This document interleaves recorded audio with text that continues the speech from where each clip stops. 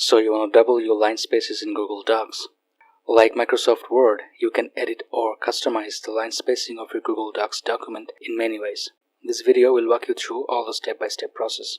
The shortest and quickest way to do that is to select the text area where you want to apply double line spacing.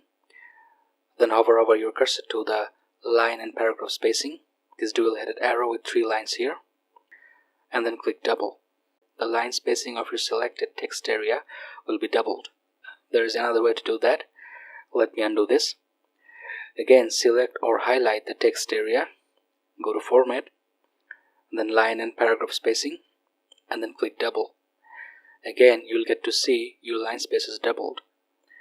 And if you want to apply custom spacing to your lines, then again go to Format, Line and Paragraph Spacing, and now click Custom Spacing.